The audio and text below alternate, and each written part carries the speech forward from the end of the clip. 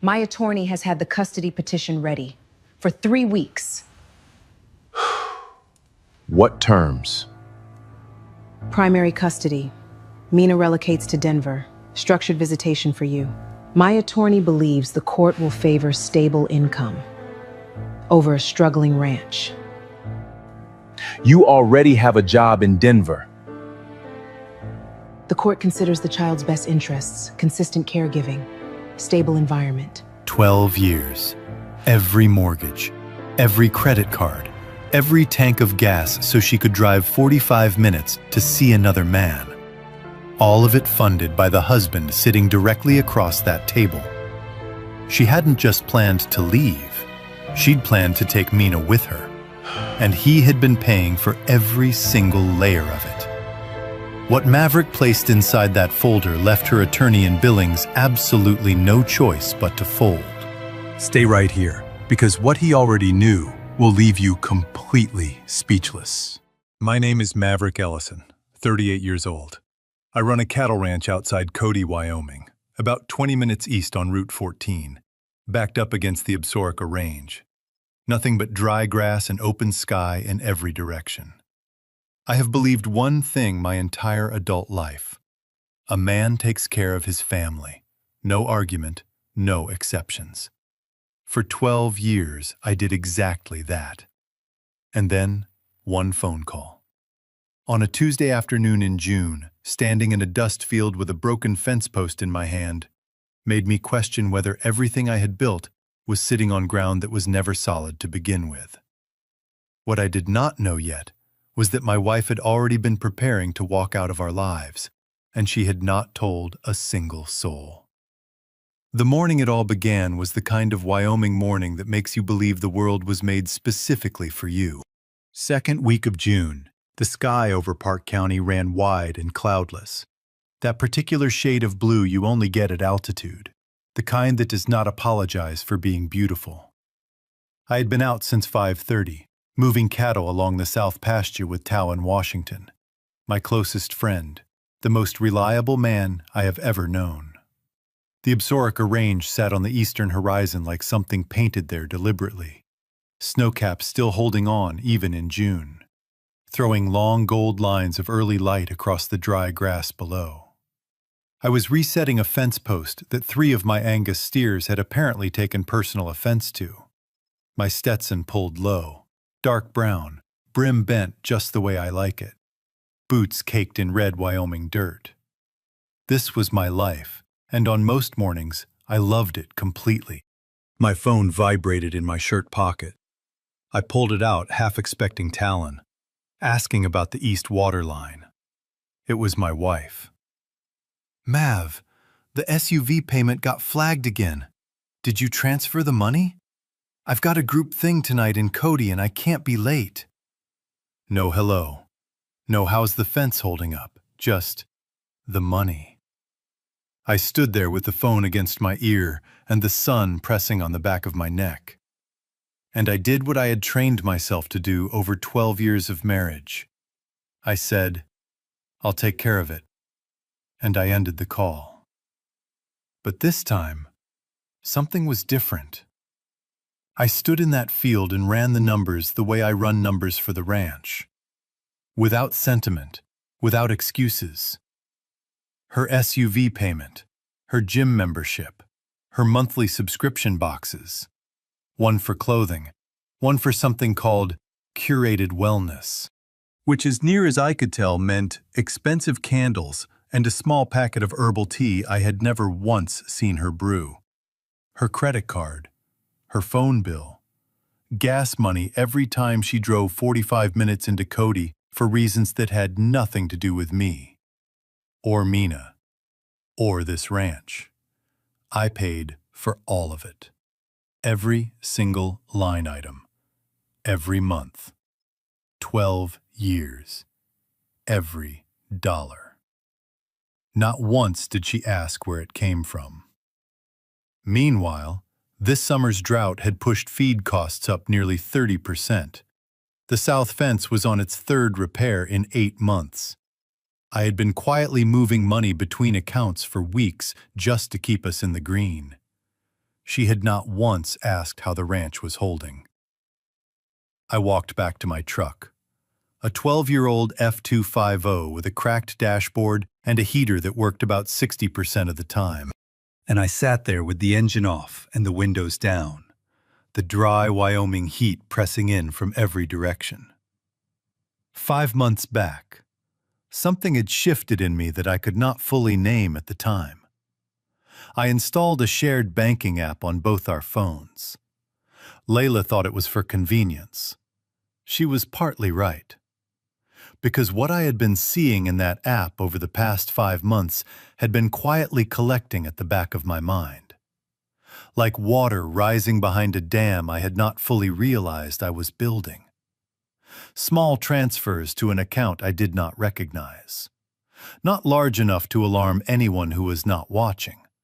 Just initials. P.B. Twice in February. 4 times in March.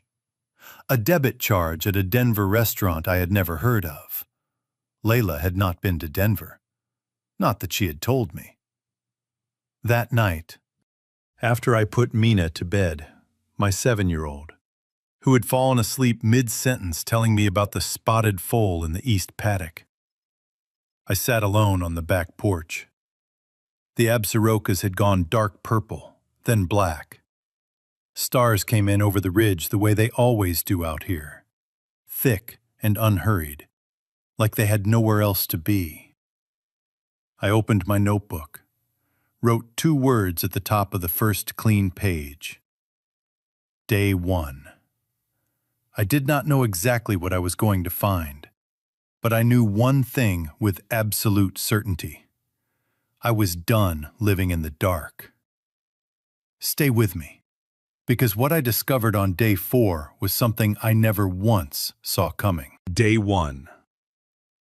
I stopped every non-essential payment tied to Layla. Her gym membership, paused. Her subscription boxes, canceled. The personal spending transfer I had been sending every 2 weeks since the year Mina was born, gone. I still paid the mortgage, still covered Mina's schooling and her riding lessons at the stable off Highway 120. Still kept the lights on and food in the house. The ranch did not stop. Mina did not stop. But the personal spending, the kind Layla had never once budgeted for, never once accounted for, never once said thank you for, that stopped on a Tuesday night at 9:17 p.m. She did not notice for 2 full days. On day 3, she called while I was mending wire on the east pasture. "Mav, my class pass isn't working." "I know," I said. I paused it. "Feed costs are running high this month." Silence. Then, "Okay, fine." She hung up.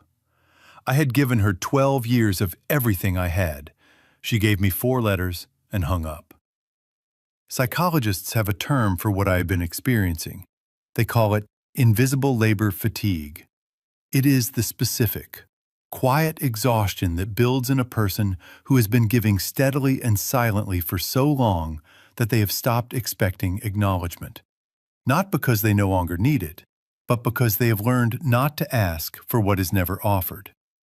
It does not arrive with drama. It arrives the way drought arrives in Wyoming, gradually, almost gently. Until one morning you walk out to the south pasture and realize the grass has been gone for weeks and you simply stopped noticing. I had stopped noticing. Or more honestly, I had been afraid of what I would see if I looked directly. Day 4. I noticed something I had not expected. Layla seemed lighter, almost cheerful at breakfast, pouring coffee, humming something low and soft, the way she used to hum in the early years when the world still felt like it had been arranged specifically for the 2 of us.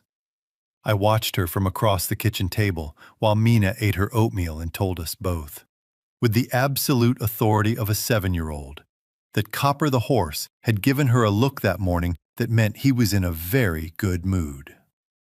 Layla smiled at Mina, but her eyes kept pulling toward her phone. I did not understand her mood then.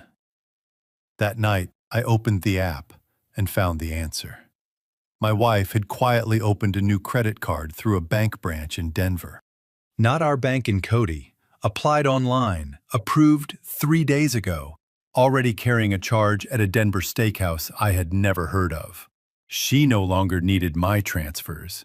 She had made herself financially independent of me the same week I had stopped funding her. She had not felt the loss at all. That was the moment I understood this was not impulsive. This had been architected. I pulled up the old records. PB, 6 payments over 5 months, just under $800 in total. I opened my notebook to a new page. She has been planning this for longer than I knew. Day 9. Layla had checked my schedule that morning. She asked over breakfast what time I would be back from the north pasture. I told her late afternoon. The second Baylor's hydraulic line held another 2 hours before it didn't. I was home by noon. I came in through the mudroom, boots off on the mat, moving quietly the way you move in a house where a child might be napping. And that is when I heard her. She was in the front room with Mina. "Mama, why does the man from your phone know my name?" A pause. "He's just a friend, baby." Smooth, practiced. The voice she used when she had already decided on the shape of a sentence before she opened her mouth. "He says when we come to Denver, he's going to get me a real horse." The mug stopped halfway to my mouth. "Pierce says," Layla continued, keeping her tone carefully light, "when you visit, he'll make sure you have everything you need. You'd like Denver, Mina. Big city, lots of things to do." Mina was quiet for a moment, the silence that means she is thinking completely and seriously, the way only a 7-year-old still can. Then, "But Copper is here, Mama. And Daddy is here. I want to stay with Daddy." I set the mug on the counter without a sound. I stood in that doorway and did not go in. Not because I was afraid of the conversation, because I understood. With the cold, clear weight of a man watching the earth shift beneath his feet, that if I walked in before I had everything I needed, I would lose. So I went back to my notebook. Pierce, first name. She said it like he already lived in the furniture of our family. Day 12. I came home early again. As I came around the side of the house, I heard her on the back porch, my porch, where I had sat 3 nights a week watching the Absarokas go dark for 12 years. She was laughing, soft, low, a little breathless. The laugh she used to save for me. "No, he has no idea," she was saying. "He just thinks I'm stressed about money. You know how he is. He goes quiet." I stood at the corner of the house with gravel still under one boot, and I made myself breathe. 4 months earlier, she had been on this same porch, on this same phone, laughing this same way when I had asked who she was talking to. She said, "Just a customer about a shipment." I had believed her.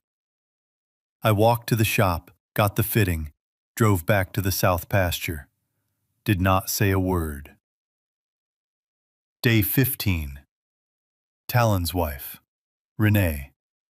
The most observant person I have ever known. The kind of woman who notices everything she does not say out loud. Sent me a text with no message, just a screenshot. A Facebook marketplace listing.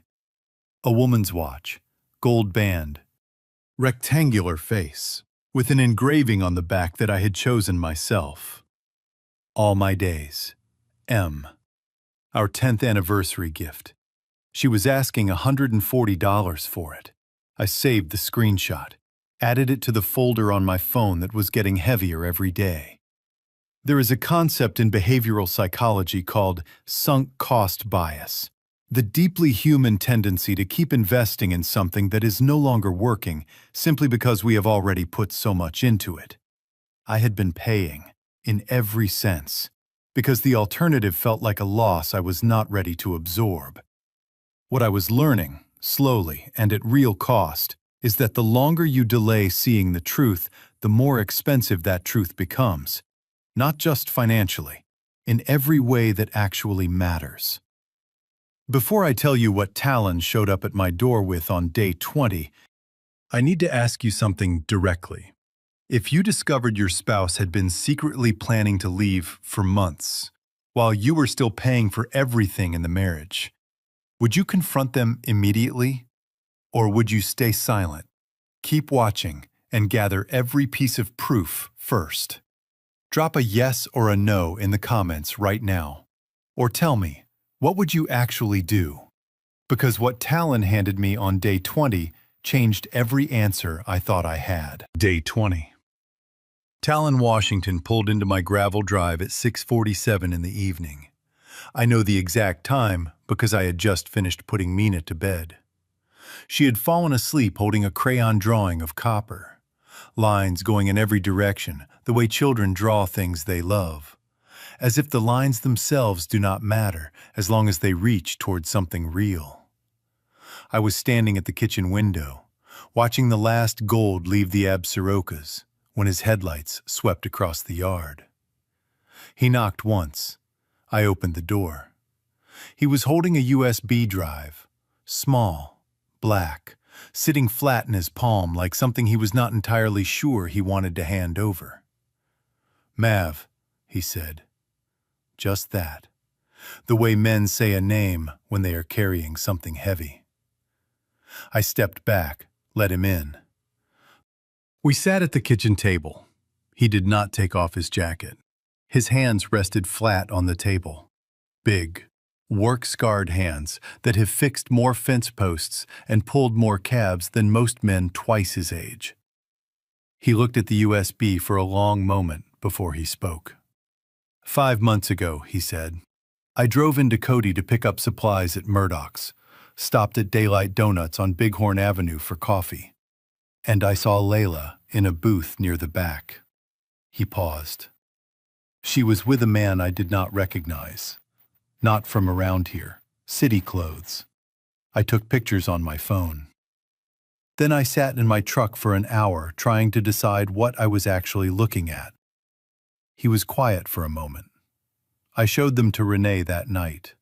She told me to wait. She said if there was some explanation, if I was somehow reading it wrong, I could destroy your marriage just by saying the words. So I waited. He looked at the table. 2 weeks ago, Layla called Renee asking if she knew a good family attorney in Billings who handled, and I'm quoting her here, complicated situations. Said it casually, like she was asking about a dentist. He slid the USB across to me. That's when I knew I had waited long enough. I'm sorry, Mav. I should have come sooner. I picked up the drive. Thank you, I said. He put his hand on my shoulder for exactly 1 moment, the kind of gesture that carries everything a man cannot put into words. And then he walked back out, got in his truck, and drove away without looking back. I plugged the drive into my laptop at the kitchen table. 2 photographs, clear, daylight. Shot from about 15 feet away through the front window of Daylight Donuts. The faint reflection of Bighorn Avenue caught in the glass behind them. My wife. And a man whose face I had spent 3 days trying to confirm. Pierce Bennett, 36 years old, based in Denver, urban development. The kind of man who talks about opportunity like it is something he personally invented. In the first photograph, they were laughing. She was leaning toward him, her hand resting on the table near his. In the second, he had covered her hand with his. She was looking at him the way I had not seen her look at anything connected to me in a very long time. I closed the laptop. I want to stop here because this moment, sitting alone at a kitchen table in Wyoming, looking at photographs of your wife with another man, deserves more than a description of how it felt. It deserves honesty about what it actually means. Psychologists who study marital betrayal identify a pattern they call emotional withdrawal sequencing. It describes the way a person who has decided to leave a relationship does not leave all at once. They leave in layers. First, emotional availability disappears. The laughter, the eye contact, the small daily gestures of affection we rarely notice until they are gone. Then comes parallel life construction, building a new identity, a new financial reality, new relationships, all while the existing marriage continues to function on the surface. The final stage is called exit readiness, the point at which the new life is complete enough that the physical departure is simply a formality. Layla had not suddenly stopped loving our marriage. She had been leaving it in layers for months. And I had been funding every single layer. That is the part that costs you long after the anger fades. The understanding that your own generosity was the scaffolding on which someone else quietly built the structure of your replacement. I went to the study, printed everything on the old printer that jams every third page and sounds personally offended about it. The bank records, the Denver credit card, the transfers to PB, the marketplace listing for the anniversary watch, Talon's photographs. I laid it all out on the kitchen table under the overhead light, and then I sat down and looked at all of it. And I realized something that turned my stomach cold in a way the evidence itself had not. None of this, not one single piece of it, would have mattered if she had been just a little more careful. She had not been careful because she had not believed I was paying attention. That was the thing she had gotten wrong. That was the only thing. My wife came in from the garage at 7:45. She stopped in the kitchen doorway, looked at the table, looked at me. The color did not leave her face all at once. It drained slowly. The way color leaves when something has been held under pressure for a very long time, and the pressure is suddenly, completely gone. She sat down across from me. I did not raise my voice. I did not stand. "How long," I said, "have you been planning to leave?" The silence that followed was long enough that Copper shifted in his paddock outside, and I could hear it through the screen. "Mav, I'm not asking to fight," I said. "I'm asking because I would like to understand what I have been funding." Her hands on the table were still, but her eyes were moving, side to side, the way eyes move when a person is calculating rather than deciding. That distinction matters. Deciding requires honesty. Calculating requires only strategy. What I was watching across my kitchen table was not a woman deciding how to tell me the truth. It was a woman calculating which version of the truth would cost her the least. There is a meaningful difference between a person who made a mistake and a person who made a plan. Mistakes carry shame. Plans carry arithmetic. What I was looking at felt exactly like arithmetic. She said nothing for a long time. The coyote was back on the North Ridge. I waited. Because I had learned. In 38 years of Wyoming weather, Wyoming cattle, and Wyoming silence, that sometimes the most powerful thing a man can do is simply refuse to fill the quiet. The quiet, eventually, fills itself. What came out of her mouth next was not a confession. It was the single most devastating thing she could have said, and it turned everything I thought I had prepared for completely upside down. She said, "I have a petition ready to file." Just like that. No buildup, no softening, like she had been holding those words just behind her teeth, and the weight of the photographs on that table had finally pushed them free. My attorney in Billings has had the paperwork prepared for 3 weeks. I asked him to hold the filing until I had this conversation with you first. I wanted to give you the chance to agree to the terms before it became a court matter. I looked at her steadily. What terms? Primary residential custody of Mina. Structured visitation for you. I have secured employment in Denver.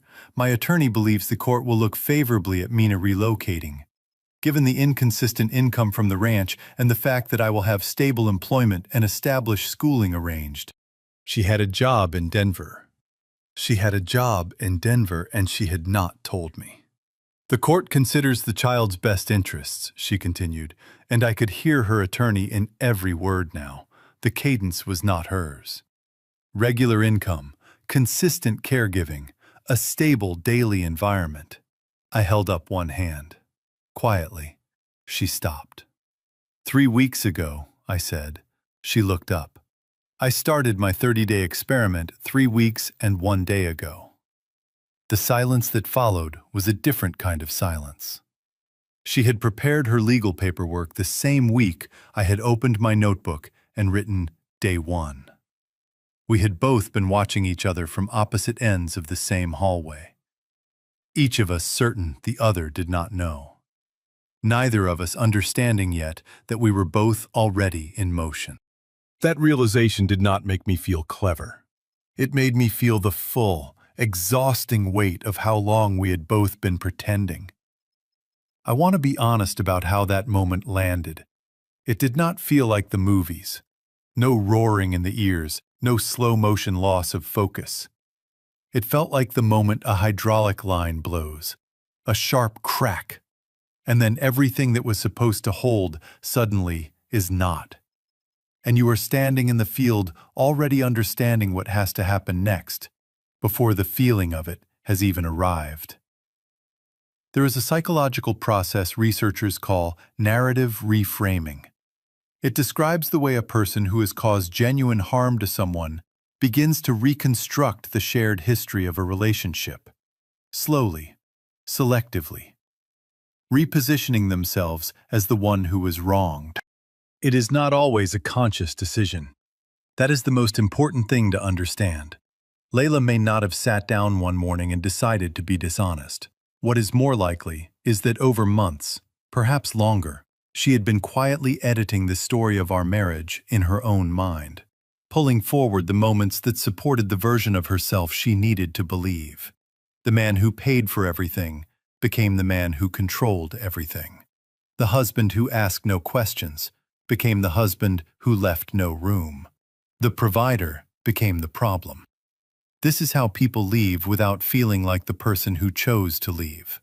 They rewrite the story until the departure feels not only justified, but necessary. And by the time the paperwork is prepared, they have been living inside that rewritten story for so long that it feels completely, absolutely true to them. That is not an excuse for what she did, but it is an explanation for how a person can smile over morning coffee and have a custody petition sitting in a Billings law office by afternoon. Understanding that was the only thing that kept me from losing myself completely in that kitchen. I stood up, not in anger, in the deliberate way a man stands when he is choosing to be measured, because the alternative costs him everything. You told Mina about Pierce, I said. Layla's jaw tightened. You told a 7-year-old that a man she has never met would buy her a horse in Denver. You were preparing to take her there, the visit, the trial month, build a new routine before I could respond. Pierce can give her things. Pierce, I said, has never shoveled a stall in the dark, has never held a calf through a cold March night to make sure it was still breathing by morning, has never fixed a fence line in mud season so a little girl would have somewhere safe to ride a horse she loves. I held her gaze. Pierce can give her things. I am her father. There is something in psychology called the competence-warmth trade-off. It describes the two dimensions by which we instinctively evaluate people, what they can provide, and how genuinely they care. Pierce represented competence, resources, novelty, the promise of something larger. I represented warmth, the kind of love that looks like labor because it is labor. What Layla failed to calculate is that competence without warmth is not a life. It is a performance. And children are among the most accurate judges of the difference. Mina had already chosen. She chose copper and the ranch and her daddy. She chose warmth. No amount of Denver was going to rewrite what a 7-year-old already understood in her bones. "I will not stop you from going," I said. "I will not make a scene. But you will not take Mina out of Park County on the strength of a story built on a rewrite. And you will not use money I earned to dismantle the family I built." She was crying now, not the dramatic kind, the quiet kind, shoulders slightly forward, breath catching in a way that cannot be controlled, the honest kind. "Mav." "Go stay with your sister tonight," I said. "Take what you need, but Mina stays home." She stood. For a long moment she looked toward the hallway, toward Mina's room. I did not move. "She's asleep," I said quietly.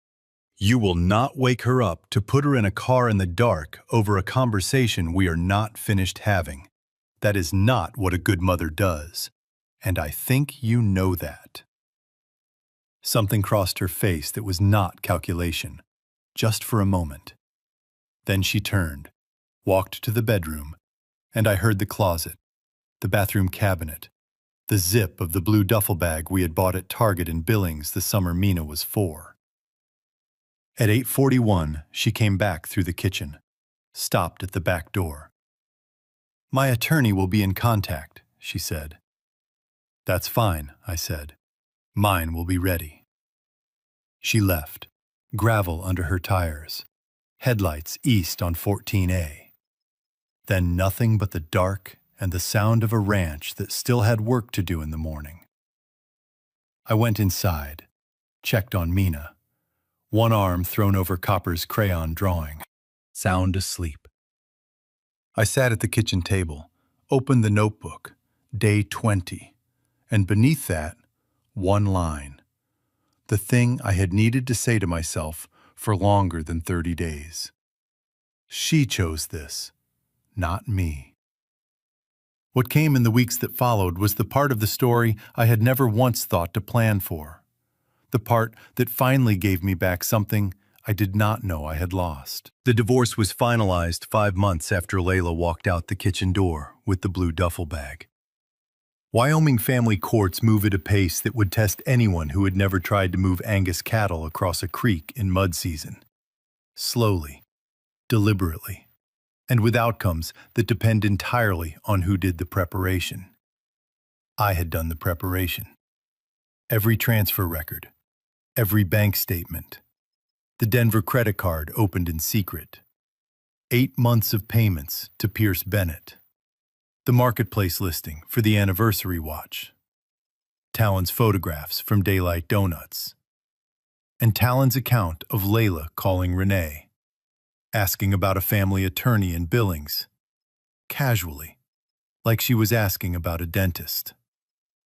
My attorney, Patricia Owens, who operated out of an office on Sheridan Avenue in Cody and had the quiet, unhurried authority of someone who has won a great many rooms without ever raising her voice in any of them, told me on our first meeting that documentation is the only language a family court genuinely trusts. I handed her a folder. She looked through it slowly, then looked up at me over her glasses. "Mr. Ellison, you've been thorough." "I run a ranch," I said. "You learn to track what matters." She almost smiled. 2 weeks after Patricia disclosed the evidence file to Layla's attorney in Billings, I got a phone call. "Opposing counsel has filed a motion to withdraw the custody petition," Patricia said, in the same unhurried voice she used for everything. I sat very still on the other end of the line. Once the financial record is laid alongside the third-party documentation, the risk calculation changes significantly. A custody claim built on financial control becomes considerably harder to sustain when the court can see exactly where the money went and exactly who received it. She paused. "Your wife's attorney advised her to settle. She was wise enough to listen. Mina stayed home. Copper stayed in his paddock. I want to name something here that I think is important. Something that does not get discussed enough when people talk about what comes after. Psychologists describe a process called post-traumatic growth, the documented pattern in which people who survive genuine crisis and loss do not simply return to who they were, in specific and measurable ways. They become stronger in the exact areas where the crisis broke them. I did not feel strong in the first weeks after Layla left. I want to be honest about that. I felt the absence the way you feel a missing tooth. Not constantly, but in unexpected moments, when you reach for something that used to be there. The second coffee mug in the morning, the sound of another adult moving through the house after Mina went to sleep. The ordinary, unremarkable weight of sharing a life with someone that you do not fully recognize until it is no longer there. But post-traumatic growth does not mean the absence stops hurting. It means you stop letting the hurt make your decisions for you. That is the work. And the work takes time. The first few weeks after the finalization were the quietest of my life. Not peaceful quiet, empty quiet. The kind of quiet that sits in a house where something large used to be, and now is not. I got through them the way I get through a bad stretch on the ranch. One morning at a time. One task in front of the other, not looking too far down the road. Mina helped. She always helps, without knowing she is doing it. 3 weeks after the divorce was final, Talon and a few of the other ranch hands showed up on a Saturday morning. No phone call ahead, just trucks in the yard, tools in hand, coffee thermoses, and the easy silence of men who do not need to explain why they have come. We worked the south fence until early afternoon. Somebody brought biscuits from the diner on 16th Street in Cody. We ate at the tailgate of Talon's truck. Nobody talked much about Layla. Nobody needed to. That is the thing about men who have worked beside each other for years. They learn to do what needs doing without requiring a conversation about it first. I have been grateful for that kind of friendship my entire adult life. I was more grateful for it in those weeks than I had words to express. By the time September came, I had started to recognize the quiet for what it actually was. Not an absence, a beginning. And I understood something I had been too close to see while I was living inside it. I had confused providing with being present. They are not the same thing.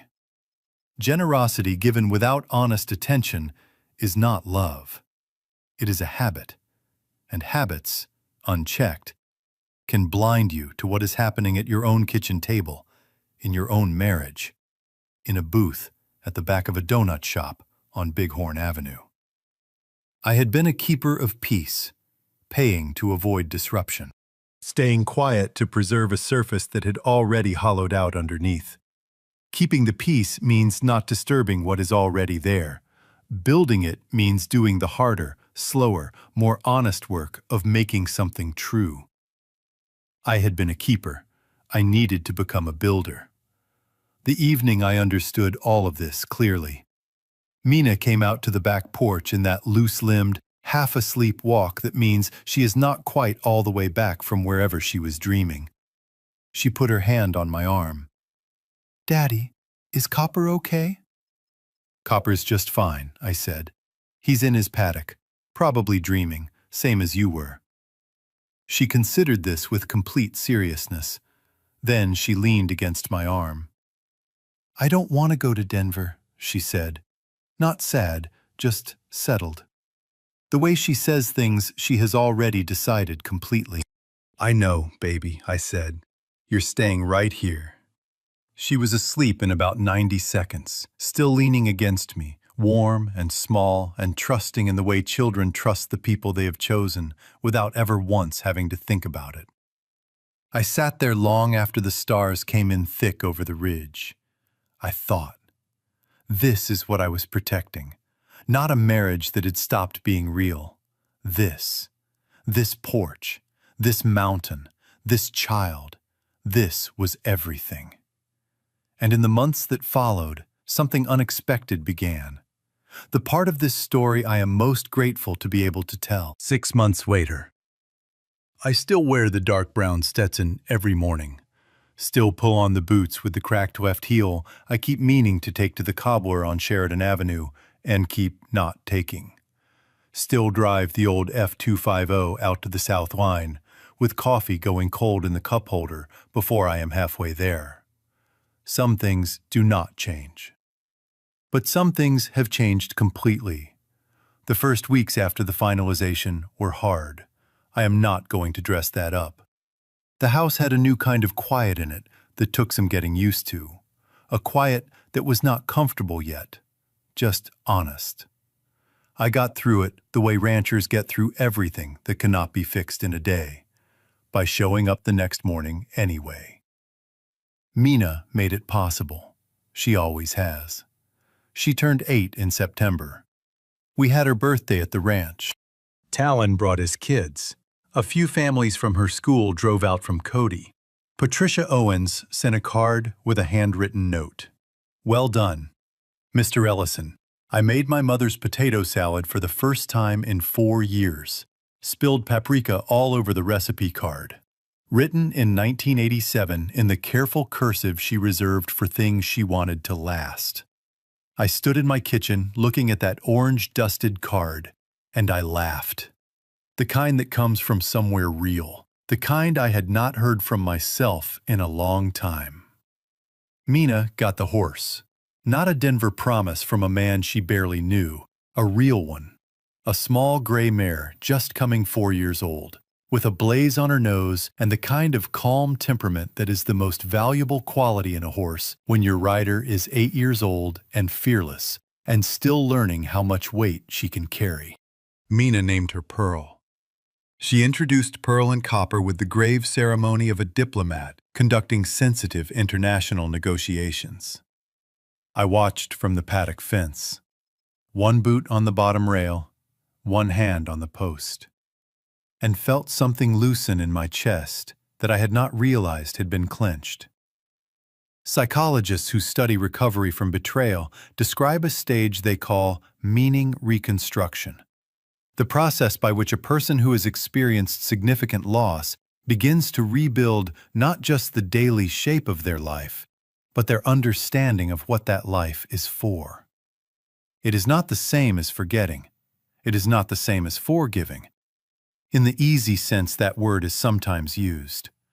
It is the slow, deliberate work of deciding what an experience taught you, and choosing to let that teaching be worth something. Here is what I know now that I did not know before. Generosity given without honest attention is not a virtue. It is a vulnerability. Not because giving is wrong. Giving is one of the finest things a person can do. But giving without ever stopping to ask whether your giving is meeting a real need or simply covering a real absence, that is not love. That is avoidance wearing love's clothing. The 30 days did not save my marriage. They saved me from spending another 12 years inside one that had already ended. That is worth something. That is worth a great deal. Some mornings now, before I head out, Mina catches me at the back door. "Daddy, can I come today?" Sometimes the work is heavy, and I say, "Not today." Bug. But sometimes I say yes, and I lift her up into the truck beside me. And we drive out along Route 14 with the windows down. The Absarokas running along the eastern horizon the way they always have, patient and enormous and completely indifferent to the small human dramas happening at their feet. She asks questions the whole way, about the cattle, about why the grass changes color in August, about whether Pearl can tell when a storm is coming. I answer every one. Because she is 8 years old, and the world is still something she is genuinely curious about. And I have learned, later than I should have, that being the person someone turns their curiosity toward is one of the finest things you can be. It is worth more than any payment I ever made. This story teaches us that money can buy presents, and presents can masquerade as love for a surprisingly long time. But there will always come a moment. A Tuesday afternoon in a dusty field, a late-night banking app, a screenshot of a watch engraved with your own words, when the masquerade ends. And in that moment, the only question that remains is not what the other person chose. It is what you are going to do with everything you have learned. I chose to stop funding the silence. I chose to see clearly, even when clearly was the most painful direction to look. I chose to stay on this ranch, in this valley, under these mountains, and raise my daughter to know that the most powerful thing a person can do is not keep paying for something that has already been decided without them. It is have the courage to stop, look honestly at what is real, and build something true with what remains. I still put on the Stetson every morning, but I wear it differently now. I wear it for Mina and for the man I am still becoming, one honest day at a time. And that. At the end of 30 days and 5 months and 6 quiet seasons in the shadow of the Absarokas is more than enough. This story is for every good man who has ever confused being taken for granted with not being good enough. And for every grandmother, every mother, every woman who has quietly watched a faithful man be overlooked and held on to the hope that truth and dignity eventually win. They do. They always do. They just ask that you be patient enough and brave enough to stop long enough to see them. These are authentic human stories shaped by real pain and real dreams. AI helped with grammar, flow, and structure, but the heart, the moral weight, and the life-changing lessons belong entirely to the human creators and their audience. Production team: Story and Screenplay by Quinn Fung. Character Development and Visual Conceptualization by Chris Nguyen. Video Scripting and Scene Adaptation by David Nguyen. A passionate team dedicated to bringing this story to life.